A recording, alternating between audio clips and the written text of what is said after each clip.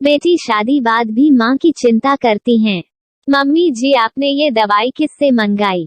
मैंने आपसे बोला तो था कि मैं ऑफिस से आकर आपको दवाई ला दूंगा। क्या जरूरत थी आपको दवाई मंगवाने की? गौरव जब ऑफिस से घर आया तो मेज पर रखी हुई दवाई देखकर अपनी मम्मी विमला से बोला।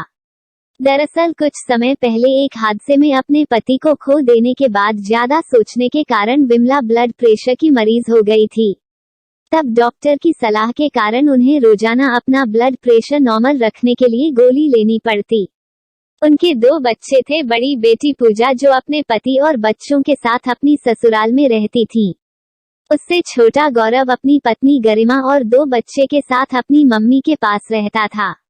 गौरव वैसे तो अपनी मम्मी से बेहद प्यार करता था, परंतु वह बेहद लापरवाह इंसान था, जिसे अपने मतलब की बात तो याद रहती परंतु अपनी मम्मी की दवाई वह कई बार याद दिलाने के बाद ही लाता था, जिससे कभी कभी समय पर दवाई न मिलने के कारण विमला ब्लड प्रेशर के कारण परेशान भी हो जाती थी, जिससे उन्हें कई दिक्कतों का सामना करना पड़ता था।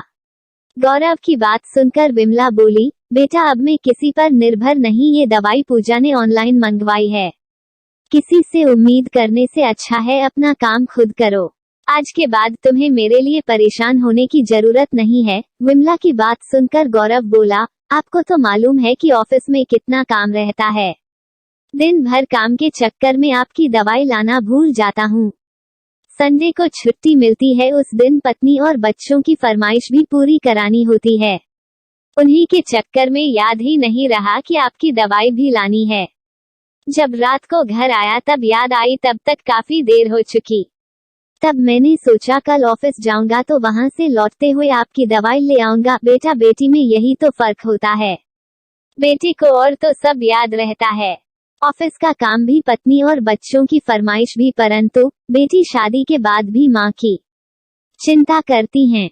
पूजा रोजाना फोन करके मेरा हाल चाल पूछती है। जब उसे पता चला कि मेरी दवाई खत्म हो गई तो उसने ऑनलाइन ऑर्डर करके मेरी दवाई मंगवा दी और मुझे ऑनलाइन खरीदारी करने का तरीका भी सिखा दिया, ताकि आगे से दवाई मंगवाने के लिए मुझे तुम्हारा इंतजार ना करना पड़े। विमला गौरव से बोली।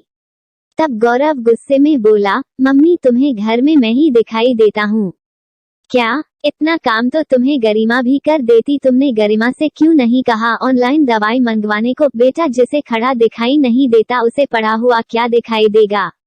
जब मैं तुमसे कई दिनों से बोल रही हूँ दवाई के लिए, तब क्या बहू घर पर नहीं होती? बहू को दिन में कई बार फोन पर अपनी मम्मी से बात करना तो याद रहता है, परंतु मेरी दवाई की उसे कोई चिंता नहीं रहती। यदि रहती तो वह अब तक मंगवा नहीं देती। एक माँ ही होती है जो बिना कहे बेटे बहू की पसंद की हर बात याद रखती है। बताओ कोई ऐसी वस्तु है जो तुम्हें और बहू को पसंद हो और मैं बिना कहे उसे ना बनाती हूँ? विमला ने दुखी स्वर में कहा तो गौरव शर्मिंदा हो गया था। वह पश्चाताप भरे स्वर में बोला, मम्मी जी आपके इसी गुण के कारण मुझे आज खुद पर शर्म आ रही है। आप बिन कहे हमारे दिल की हर बात जान जाती हैं, और मैं इतना लापरवाह हूँ कि आपके कहने पर भी आपकी दवाई नहीं ला पाया। अब की बार तो दीदी ने दवाई मंगवा दी, परंतु आगे से आपकी दवाई के बारे में मैं जरूर याद रखूंगा। मम्मी जी अब की बार मुझसे गलती हो गई, यदि ये गलती से आपकी दवाई लाना भूल भी गए तो मैं जरूर याद रखूंगी। आखिर आपके गुण हमें भी तो सीखने चाहिए, गौरव के साथ साथ गरिमा ने कहा तो उसकी बात सुनकर विमला के चेहरे पर मुस्कान आ गई थी। दोस्तों अपने माँ बाप का सम्मान करें। कहानी अच्छी लगे तो इस चैनल को लाइक और सब्सक्राइब करना न भूले।